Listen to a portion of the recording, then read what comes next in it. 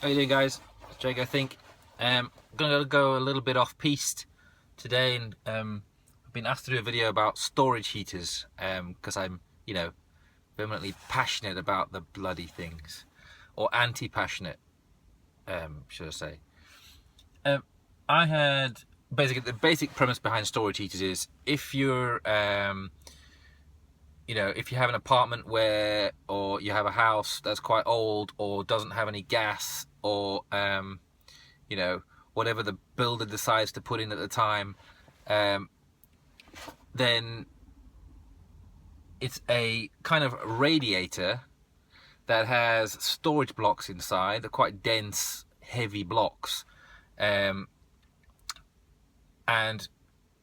if you're not in the UK, I don't know whether they've got economy 7 or some kind of economy cheaper electric rate at night time anywhere else in the world, but in the UK, between 12:30 and say 8:30, depending on where you are in the country, the cost of electric is like just less than half. So basic idea is that at night time you have a separate circuit in your house that is an economy 7 circuit, and that gets flicked over. That circuit gets activated at 12:30 or whenever the trigger is, and it will start to heat up these concrete or whatever blocks they are. They're really dense. I've taken one apart, I'll tell you in a bit. It starts to heat them up, and you can control how much you heat those up by.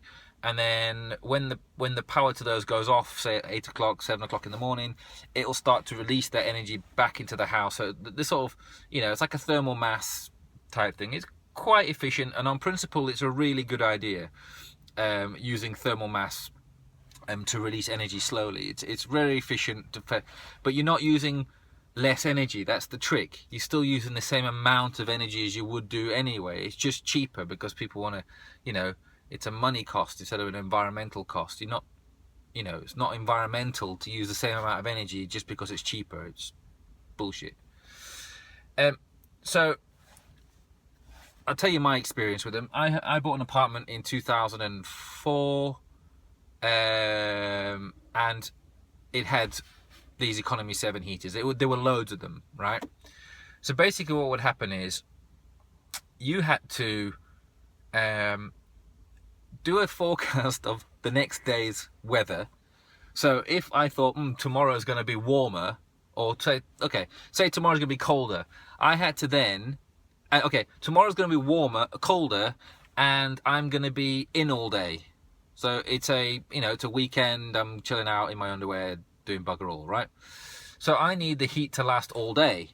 So what I need to do is I would have to go around each of the radiators. And at the time I had 5 storage heat radiators in the apartment, and you'd have to, if it's going to be colder the next day, you had to turn up the input so at midnight, at the night time, it would charge up more, put more energy into the thing overnight, and then I had to turn it down low so that it would even out the dissipation of the heat throughout the day, which never really worked because it's radiant energy, and I think you could only really control the convection energy where it opens up flaps at the top to let air pass through to dissipate the heat. I think I'm spitting, sorry. I think the radiant energy that came out of the front of the thing, you couldn't actually stop unless you like massively insulated it. It was just a faff because the bloody stupid things.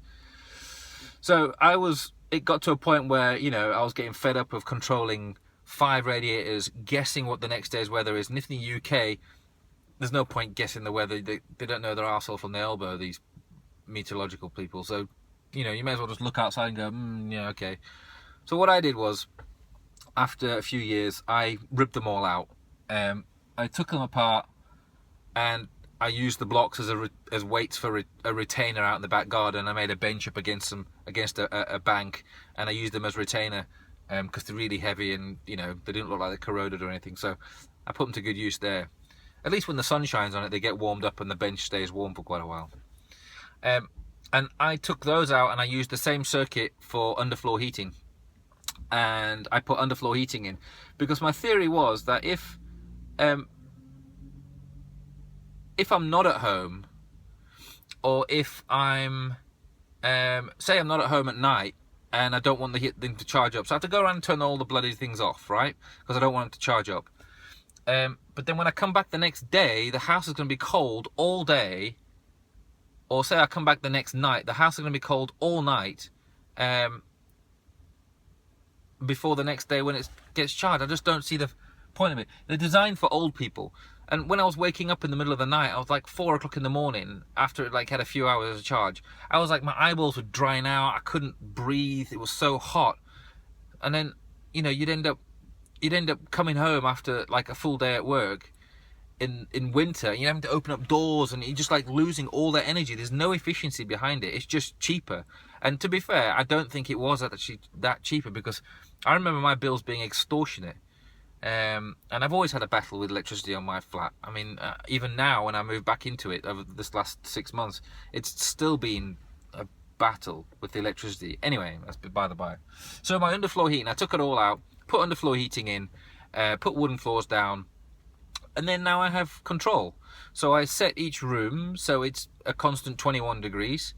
I have the bedroom that turns off through the day, comes on at say 6 at night when I put my daughter to bed, and it comes on again, and it goes off at like say 12, and it comes on again in the morning just before we wake up, so it's nice and warm on our feet. In the living room, I have it come on at 8 in the morning because I work from home all day. I have it come on, that one room, I have it come on at 8 in the morning and go off at midnight, and it stays at constant 21 degrees. I've got dark wooden flooring so that when the sun shines in, even in winter, you get the sun heats up all the floor. The heating turns off anyway because the floor's warm, and it heats the room up, and I can get the room up to, you know, on a nice sunny wintry day, the room can get up to 26 degrees. I'm having to open windows anyway. So I don't really see the point in these bloody thermal heaters. The best advice I can do if you're fed up with the Economy 7 is to see if you can sell them, because and get someone to come pick them up, because to move them around, they're a bloody nightmare, and they weigh a ton. They literally do weigh a ton. I don't, you know, it's a two-man job to shift these things whole. If you wanted to move them, you know, if on your own like I did, I had to physically dismantle them and take the blocks out because I couldn't lift it myself, and I had no one to help me at the time. So the best thing to do is to go and either try and sell them, because there's got to be a market for them somewhere, like for old people, you know, where I don't know, I don't really understand the concept behind it, because it's a really old-fashioned way of thinking. And the fact that you have to faff with all, and if you've got like 5, like I had, it was like a daily chore. You know what I mean? It was shit. Anyway, is just go get some normal radiators, normal electric radiators, and replace it on the existing circuit. Get an electrician to switch over off to bridge the Economy 7 circuit over across to the normal daytime circuit, because you're, you know, not just the heaters that are cheaper at night time, it's the whole house is cheaper at night. So you know, you may as well use the heating when you're there and just have a normal heating system. It doesn't make sense. That would just get a log burner, but I'm in an apartment, so I can't have a log burner. I would love to have a log burner. Anyway, so yeah, if you've got Economy 7 and you can't get rid of it, and you need to figure out how to use it, basically you have to predict what every single human in your house is doing the next day, including knowing what the weather is, so that you can go around all your radiators and change the input and the outputs. You know,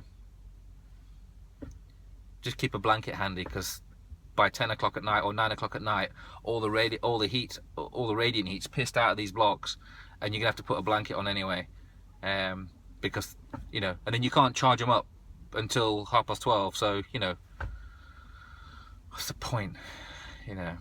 Anyway, there we go. Off-piece rant over bloody storage heaters.